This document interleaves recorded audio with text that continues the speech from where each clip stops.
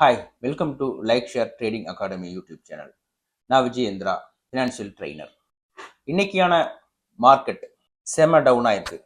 Nifty கிட்டத்தட்ட 1.4% மேலே down side move ஆயிருக்கு. இதுக்கு காரணம் அப்படின்னு கேட்டிங்கன்னா யுஎஸ் ஈரான் அந்த வார் சீக்வன்ஸ் தான். ஸோ இந்த வார்னால என்ன நடக்கும் அப்படின்னு நம்ம பார்த்தோம் அப்படின்னா, இந்த மாதிரி ஆயில் கம்பெனிஸ் ப்ராப்ளம் வரும் அப்படிங்கிறது எல்லாருக்குமே தெரிஞ்சது தான். இன்னைக்கான நிஃப்டியில் இருக்கிற 50 ஸ்டாக்ஸ்ல ஆயில் கம்பெனிஸ் எடுத்துட்டீங்கன்னா ஓஎன்ஜிசி, பிபிசிஎல் இதெல்லாமே இருக்கு. நிஃப்டியை பொறுத்தளவு 1.4% மேல டவுன் ஆயிருக்கு. இதனுடைய டவுன் சைடுக்கான காரணம் நிறைய companies, hero Motors, Mahindra and Mahindra, ultra cements, Bajaj auto அப்படிங்கிற மாதிரியான விஷயங்கள். இதுல ஆட்டோமொபைல் தான் நிறைய டவுன் சைடு மூவ்மெண்ட் இருக்கு. பிபிசிஎல் கூட 3.48% டவுன் தான். இது ஈரான் யுஎஸ்னுடைய வார் டென்ஷன் தான். ஆனா ஓஎன்ஜிசி அப்சைடு மூவ் ஆயிருக்கு, கிட்டத்தட்ட 3.8%. இது இந்த டைம்ல இவ்வளோ மூவ்மெண்ட் ஒரு பெரிய விஷயமா தான் பார்க்கணும். ரெண்டுமே ஆயில் பேஸ் பண்ண கம்பெனி தான். ஓஎன்ஜிசி ஏன் இவ்வளோ தூரம் வந்திருக்கு அப்படின்னு நீங்க யோசிச்சீங்க அப்படின்னா, அதுக்கு காரணம் ஓஎன்ஜிசி கிட்டத்தட்ட ஒரு பெரிய ப்ராஜெக்ட் ஒன்று எடுத்திருக்காங்க.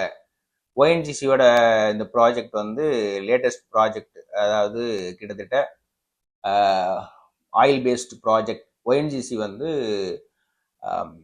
அதாவது ஆயில் ப்ரைஸ் ஹை ஆனதுனால ஓஎன்ஜிசியோட மூமெண்ட் என்ன மாதிரியான ஐடியாவில் மூவ் ஆயிருக்குன்னா, வெஸ்ட் கோஸ்ட் ப்ராஜெக்ட் ஒன்று கான்ட்ராக்ட் சைன் பண்ணியிருக்காங்க.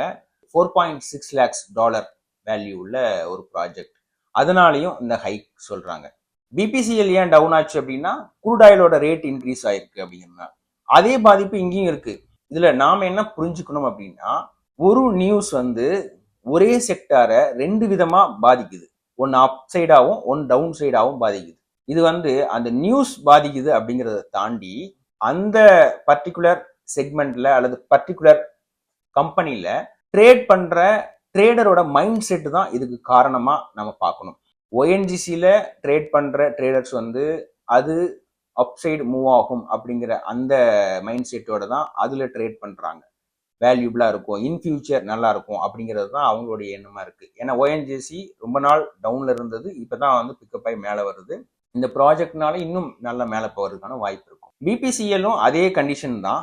ஆனால் பிபிசிஎல் குரூட் ஆயிலோட ரேட் இன்க்ரீஸ் ஆகிருக்கு அப்படிங்கிறதுனால குறைய ஆரம்பிச்சிருக்கு. இந்த விஷயங்களை நியூஸ் கண்டிப்பா மார்க்கெட்டை அஃபெக்ட் பண்ணும்.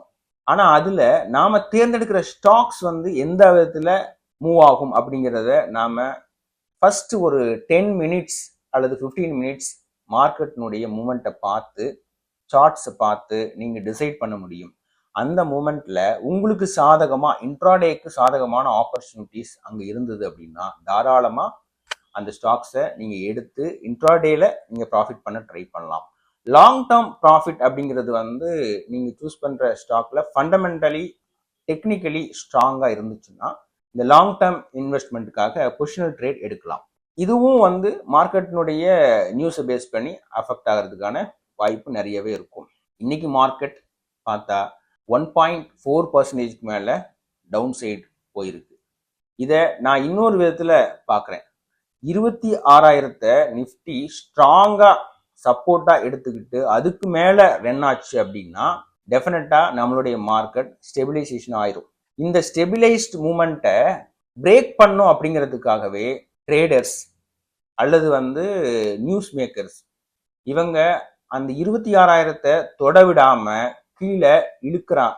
ஏதோ ஒரு வேளை சோசியல் மீடியால இந்த நியூஸை நிறைய பரப்பியோ அல்லது நியூஸ் சார்ந்து நிறைய நெகட்டிவான விஷயங்களை சொல்லியோ மார்க்கெட்டை கீழே இருக்க முயற்சி பண்றாங்க. இது இன்ஃப்ளூயன்சர் பண்ற விஷயம்தான். இந்தியன் மார்க்கெட்ல ஒரு ஸ்ட்ராங்னஸ் வந்துடக்கூடாது அப்படிங்கிறதுக்காகவே அந்த 26,000 தாண்ட விடாம இவங்க புல் பண்ணி கீழே இழுக்கிறதுக்கான முயற்சி தான் இந்த நியூஸ்னுடைய ஸ்ப்ரெட் எல்லாமே. இதை தாண்டி ட்ரம்ப் தன்னுடைய மார்க்கெட்டை, அதாவது யுஎஸ் உடைய மார்க்கெட்டை ஆக்டிவா வச்சுக்கணும் அப்படிங்கிறதுக்காகவே டெய்லியும் ஏதாவது ஒரு வேளை அவருடைய ஸ்டேட்மெண்ட்டை சோசியல் மீடியாவில் பரப்புறாரு. அதுவும் நம்ம மார்க்கெட்டை அல்லது நம்மளுடைய ட்ரேடர்ஸ் மைண்ட் செட்டை பாதிக்குது.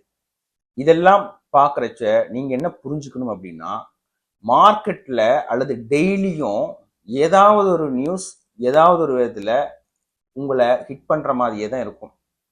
நீங்க மார்க்கெட்ல ப்ராஃபிட் பண்ணணும்னா கம்பெனியை ஸ்ட்ராங்கா நம்ப ஆரம்பிக்கணும்.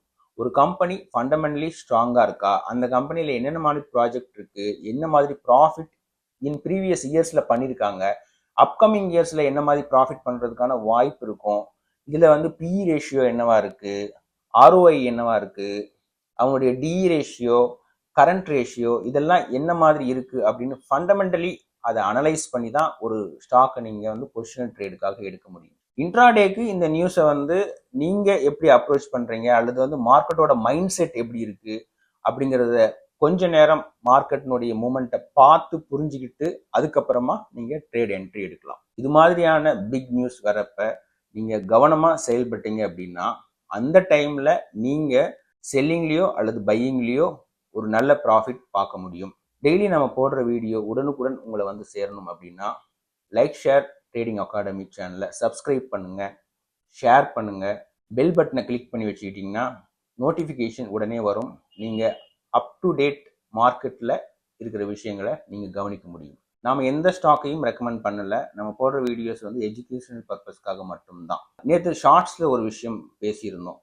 அதாவது ஈஸி மை ட்ரிப் கிட்டத்தட்ட 3 நாள் 60% வந்திருக்கு.